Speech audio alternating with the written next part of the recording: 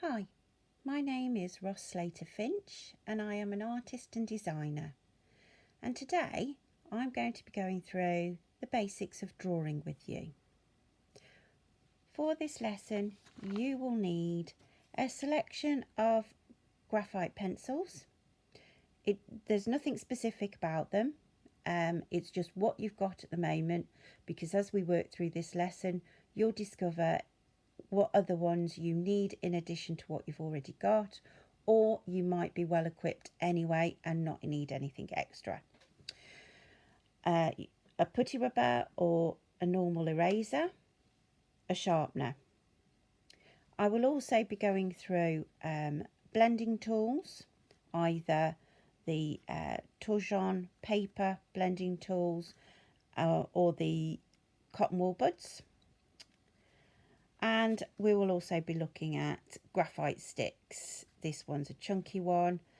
This one is just a standard pencil size one. They are both solid graphite instead of lead surrounded by wood. To start with, I'd like to talk about grip, how you hold your pencil. It's a common mistake to actually try and use your pencil for drawing, the same as you would use a pen when you're writing. This is a restrictive grip. It constricts your movements to a short range or small range, and therefore you struggle to make different levels of line from light to dark, and also struggle with shading. There's a different way to hold a pencil when you're drawing. It's a much looser grip.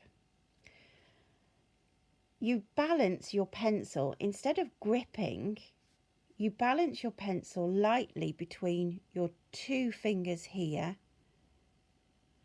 and just support it with your thumb. It's more relaxed and you have a whole range of movement with it, and you can flip it into different ways so that you've got more scope with the movement. If I go back to the pencil grip, the pen grip for when you're writing, that is your movement. Drop into this grip, which is pretty much the same grip, just looser.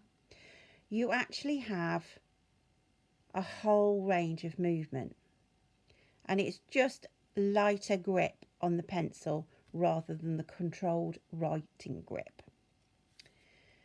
This allows you to, in actual fact, make marks and move round the paper rather than having your hand over the area that you want to work in and you can't actually see what you're drawing.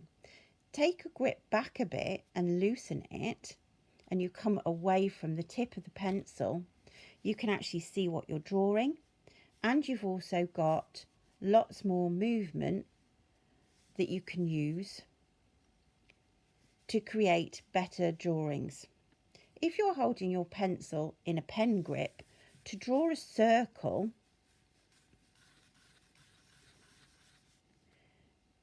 is a lot more restrictive than if in actual fact you can actually move the whole of your arm and see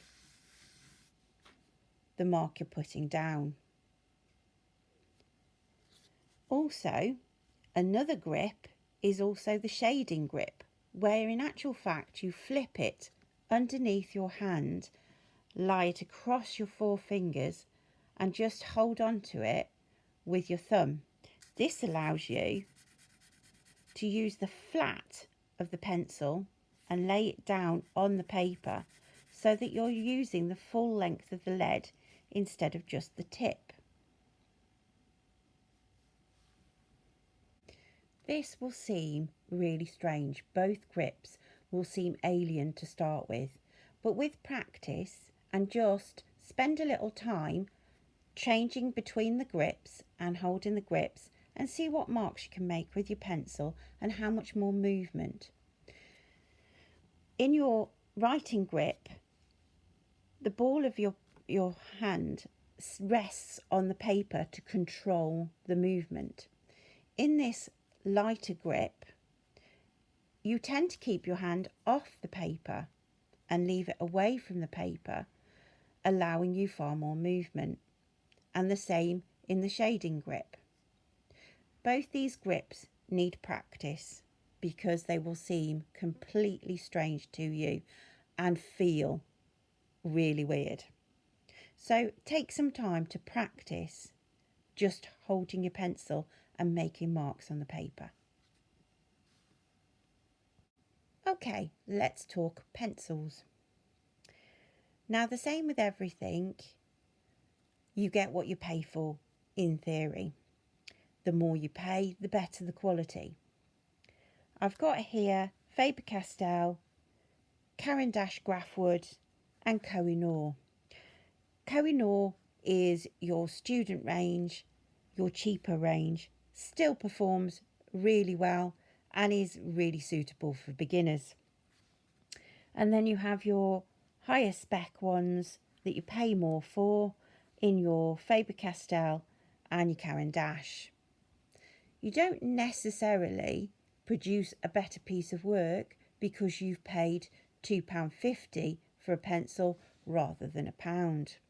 It's all to do with your own skill. And if it were me, I would start off with the Koh-I-Noor, the basic pencils, and as my skills built up, then I'd perhaps put in for a more expensive pencil in the Caran d'Ache Grafwoods. Pencils range in grades. This means that they're hard or they're soft and varying levels between. From the hard end, you go from fine and H's. This will start off, the fine is a very hard lead for, as self-explanatory, fine detailed lines and work, a bit more architectural and design work. Into the H's, again, still a bit more design work and architectural rather than artwork.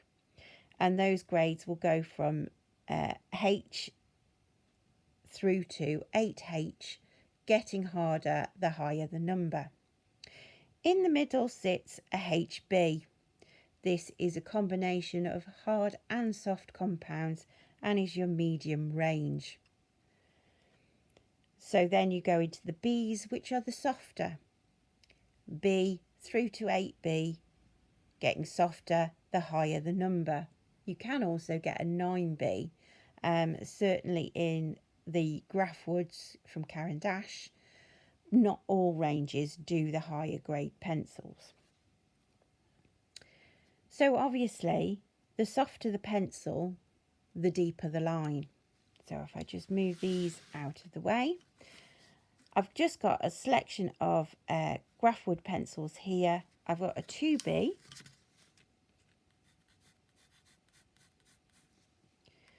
I've got a 3B, and I've got an 8B. And there, within just a few strokes, you can see the difference between them ranging from the 2 to the 8. Now, obviously, I've got a 2B and a 3B. I don't particularly use anything between these and the 8B. I find the range I have with those three pencils is more than suitable. And if I need anything else, I tend to go with a 6B in a solid graphite. And this is more for the shading rather than the detailing work. With the graphite sticks, you've got a solid chunk of graphite rather than just the leads that we have in the pencils. So therefore, I can lay down a much bigger area of graphite than I can with the pencils. take some time to play with the different grades you have and see what the difference is between them.